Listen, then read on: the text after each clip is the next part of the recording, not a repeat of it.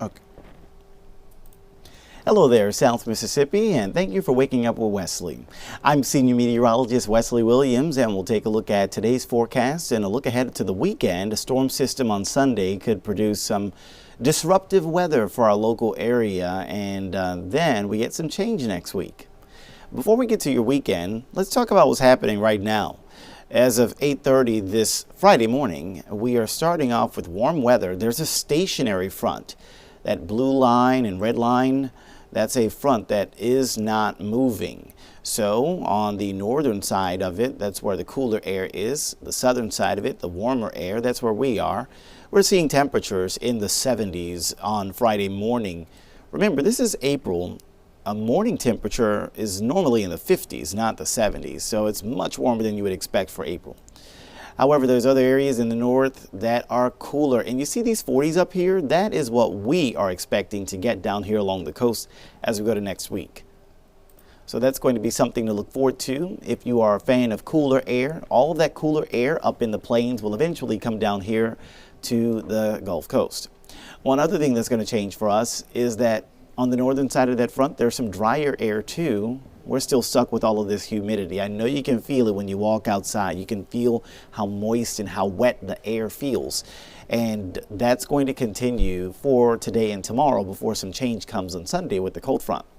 But look at those dew point numbers in the 70s here. So it's very tropical feeling. However, dew point numbers are in the 40s near St. Louis and Wichita, and those crisp 40s, those dry 40s will eventually head our way next week. But we have to get through a cold front, and that cold front arrives here on Sunday, and then we see the cooler air arriving next week. Monday night. Here's a look at Monday night into Tuesday morning. We're going to see temperatures falling into the 40s area wide. So that's going to be quite a change for us to have some chilly 40s to wake up to, but that's next week. Now, we've been mentioning this cold front quite a bit. That will pass through the area on Sunday, and it will likely kick up some thunderstorms and some heavy downpours along with it. We are looking at one computer model scenario of how much rain we could get between now, Friday, and Saturday and Sunday. And look at those numbers, right? Most of the numbers are at least 2 inches as far as rain's concerned. Some of the numbers could go into the 3, 4, or 5 inch range. Now, exactly where that lines up does not necessarily have to be exactly where this model is showing. You know, you check the model right now, that's where it shows the heaviest stuff near Biloxi, D'Iberville, St. Martin, Ocean Springs. But maybe we check the model tomorrow morning and it might shift that area a little bit to the west of that, or a little bit to the north or south of that. So don't really lock in the location of the heaviest totals here, but definitely take away from it that most numbers are at least at 2. So that's one thing that you can confidently rely on from looking at a map like that. Most of us anywhere in our 6 southernmost counties are probably going to pick up at least 2 inches of rain out of this. So there's a look at the forecast for Friday. We'll get to Sunday in a moment with the futurecast, but let's talk about today. It's still breezy. It's still very humid. It's also still warm. We're looking at temperatures that will top out in the 80s today. And the winds out of the south and southeast at about 20 miles an hour. So just like we've been seeing the last few days, there's been no change here. And there's a look at what's to come for the day ahead. If you're planning to go out for a walk or run some errands, you probably won't need the umbrella. Our rain chances are pretty low. However, there are some higher chances for some areas that are inland and to the north of I-10. What you're looking at there is the planner for the coastal zones, but if we plop on the one for the coast and inland zones, you'll notice a slightly higher chance. So places like Biloxi, Ocean Springs, Long Beach, you only have about a 20% chance of rain all day. However, places like Picayune, Lucedale, Wiggins, Big Level, Perkinston, Van Cleve, you probably have a slightly higher chance for rain there at about 30, if not 40%, and to the rest of the day. You'll also see the temperatures there a little bit warmer, finding more 80s there, and finding basically the upper 70s to about 80 for places that are closer to the beaches. And you can see this is a look at just kind of the today overall view.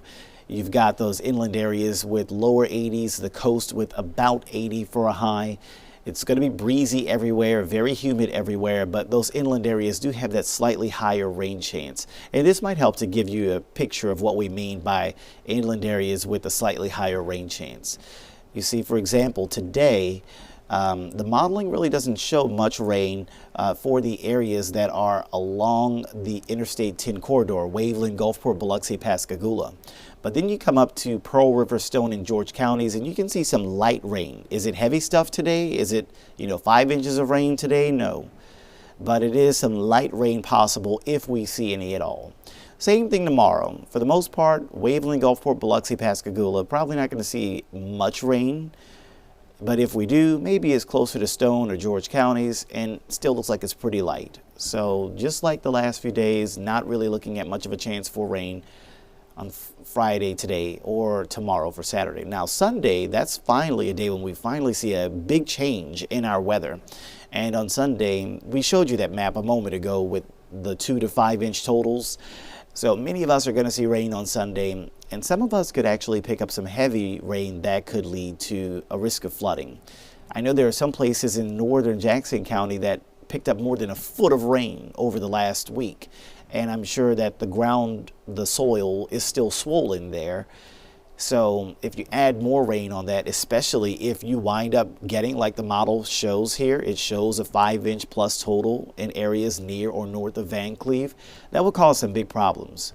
Fortunately, that location of that red and that pink purple color is not locked in. And if we check the model again tomorrow, it might move that around a little to the north or to the west or to the south. So it's not a guarantee that the heaviest rain on Sunday will happen in Jackson County, but it's important to understand that it's a possibility that it can happen somewhere in our 6 southernmost counties or somewhere very close to our 6 southernmost counties. So here's a look at your futurecast for Sunday, and we start the clock at about 1 o'clock in the morning on Sunday. Where is the worst weather? Is it on top of us? Not really. So if you have some plans around midnight Saturday night or early Sunday morning, it looks like it's not terribly wet for us locally. There could be a few spotty showers. You see them here and there, but not everywhere, and I don't expect too many weather issues around midnight time frame. Now, how about the overnight as we go to early Sunday? Well, this is a line of storms that is approaching from the west. And this area, right at the front of this line, you're going to wind up seeing some strong wind gusts that are coming out of the west and northwest behind that.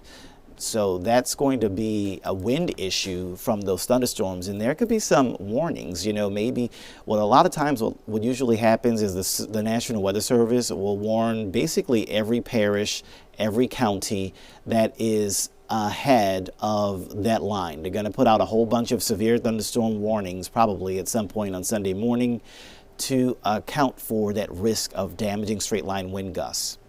And I'm actually a little bit more concerned when I see the model showing this shape. Whenever you get these curves, especially a curve that looks like that, like a bow and arrow, a bow, that is where you can sometimes get those winds to really pick up speed, and those gusts could possibly approach 60 miles an hour, maybe even a little bit higher than 60 miles an hour. So we'll see exactly where that damaging wind threat lines up. But it is a possibility, something to monitor. So that 6, 7, and 8 o'clock time frame on Sunday morning, obviously we've got a line of rain and storms moving through our 6 southernmost counties.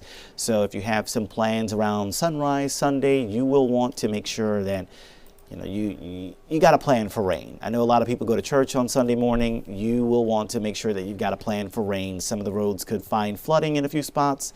There could also be some strong winds that are knocking down tree branches. Maybe those tree branches get onto the road, and you're going to want to watch for that as you're driving. Of course, this is the case with any severe thunderstorm risk. You watch out for those sorts of things. There's also a lower risk of hail and tornado. We'll know more details about the risk of hail and tornado by tomorrow, but for now, just kind of treating them all the same. Tornadoes, hail, straight line wind gusts, treating them all at the same risk level for now. This continues 6, 7, and 8 o'clock on Sunday morning, as well as 9, 10, and 11 o'clock on Sunday morning. So that time frame, basically from sunrise Sunday to about noon on Sunday, that will be the worst part of the weather day on Sunday. Now, once we get to Sunday afternoon, noticing some improvement, the worst weather will be at the front of this line, and guess where that is? It's no longer in South Mississippi.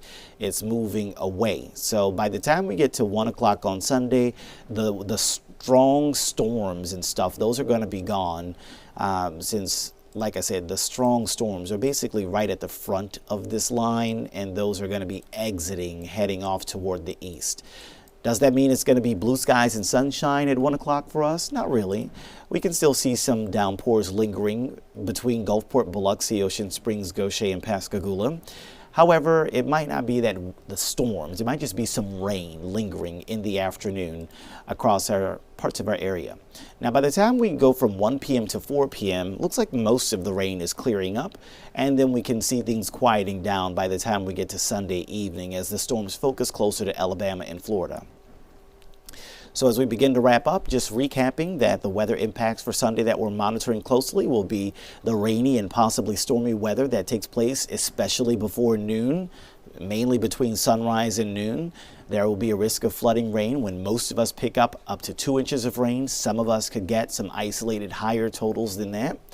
And we're also watching for the potential for tornadoes, hail, and damaging straight line wind gusts from those thunderstorms. By the time we get to Sunday night, the rain chances will be decreasing, and that sets the stage for, like we showed you earlier, cooler air as we go to next week. It will turn much drier, and it will also turn cooler as we go to next week. You can see Monday, we might not even hit 70 degrees the whole day, and that the air will feel much drier. The dew points will finally drop. It won't be muggy anymore.